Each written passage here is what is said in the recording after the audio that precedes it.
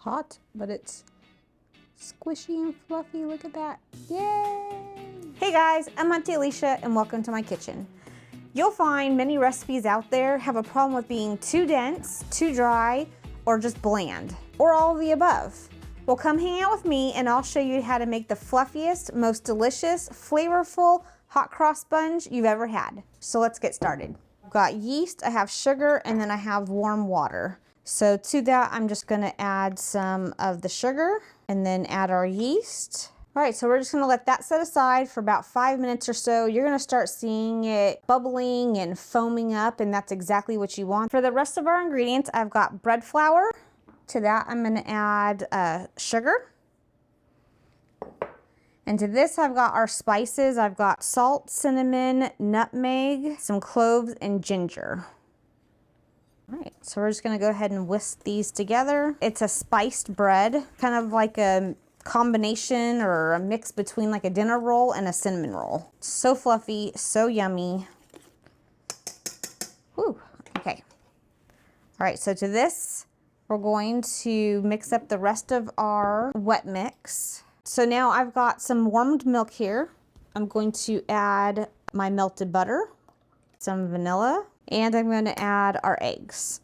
And just use that same whisk, and I'm just gonna lightly mix up those eggs. So we're not gonna use a stand mixer or a dough hook or anything like that to mix our dough in. We're just gonna go ahead and stir everything up in the bowl, and then we're gonna go ahead and let it rise. See how our yeast is doing? As you see, it's bubbly, it's frothy, it looks perfect. So we're just going to start dumping. There are recipes out there where you can knead the dough more. This one's just a quicker, easier, no knead kind. It still comes out wonderful and fluffy. Look at how nice and foamy that is. You know that yeast is happy and alive. All right, so we're just gonna stir it. When it's almost all the way combined, we're gonna add our raisins. Now, if you don't like raisins, you can leave them out.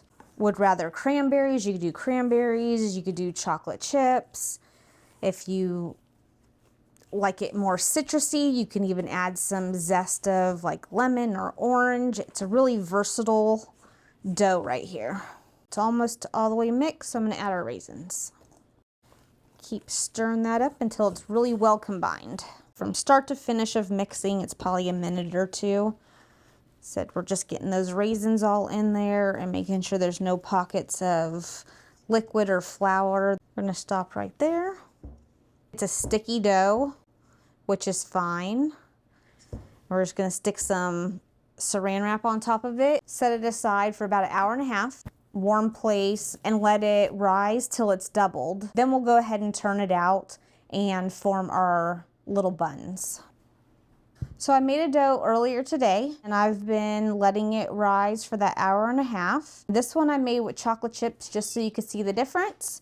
So I'm just gonna lightly dust my counter. Like I said, the dough is very sticky.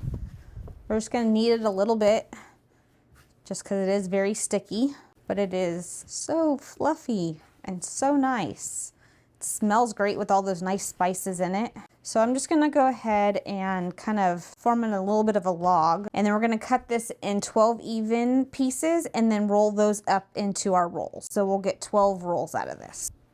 We want it to be as close to the same size rolls as possible. Okay, and from here, we're just gonna go ahead and fold them around and tuck the bottoms and kind of pinch those so that's on the bottom. So this will be the top of our roll right there. And then you just keep going around. Again, inside the dough is pretty sticky still. So we're just gonna wrap and fold. So I've got a 9 by 13 buttered dish. I'm just gonna go ahead and put these in here and just keep adding to it as I'm going. Then once we get all of these done, we're going to cover them and set them aside for another 30 to 40 minutes until they're almost doubled, and then we're gonna bake them. And you might be wondering, like, why are these hot cross buns?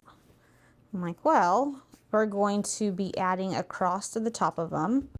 They're typically eaten on Good Friday, representing just the crucifixion of Jesus. So they'll have a cross on top. While we've got our buns rising, we're gonna take, that 30 minutes to mix up our cross, which is just a combination of flour and water. You don't want it to be super thick and you don't want it to be super runny. We're gonna put that in a piping bag, and then we'll be able to go ahead and pipe on that cross that we'll bake with the roll.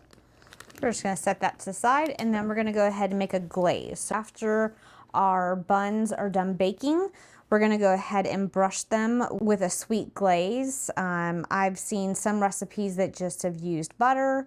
I've seen some that'll use like a jam. I've got my powdered sugar.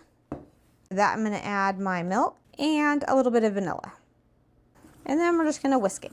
So you're just wanting to make this nice and smooth, and then we'll just be setting that aside till they're done baking. It's nice and thin. It'll brush on beautifully. It'll give a nice little shine. All right, so a few pros and cons to each of the different recipes that I've tried. This one was just not good. So this one was just a no. Hard, dense, lacking the flavor, the fluffiness, moisture, all of that. This one, pro, is the spice in this one was wonderful. The con with this one, it didn't fluff as much, so it was more of like a dinner roll, not as moist and fluffy as I wanted. And lastly, this one had the look and the texture I was going for. It had the nice cross on top, but it was lacking in the flavor department. But definitely the moisture, the fluffiness, just what I was wanting. I think it was a good combination of that cinnamon roll meets dinner roll. With the fluffiness and the structure and everything. So I came up with my own based off of my pros and cons and what I was looking for, and I'll be showing you once they're done baking how it came out.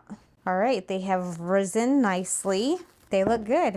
All right, so I've got our flour water mixture that we made inside of a piping bag. You can use a sandwich bag also. I've cut off the tip of it. I'm just gonna go ahead and make our crosses. So you're just gonna pipe it on. You can just go all the way down the line. Because of the nice consistency that we got, it's sticking, it's holding its form, and it's not gonna just run off. So give it that nice traditional look. And then just go the other way. All right, and then these are just gonna go in the oven at 375 for about 20 minutes.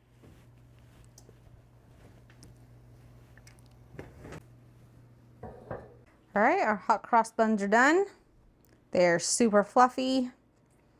They smell delicious. I'm just gonna add our glaze. These rolls are done. They look shiny, they look pretty, they look so yummy. You see that nice cross on the top of them, just like hot cross buns are supposed to. I've let mine cool down, so it's a warm cross bun. Let's give it a try.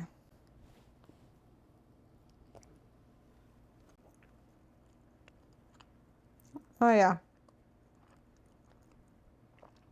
That's yummy. You get the spice. This is the chocolate one, so I love chocolate. You get that, but it's so moist, so fluffy. Spice is great. Yeah, this is a keeper. You gotta bake this. And there you have it, fluffy, delicious, and oh so flavorful. It's the perfect Easter tradition to have or to start. So give them a try and let us know how much you loved them in the comments. Thanks for watching and happy Easter.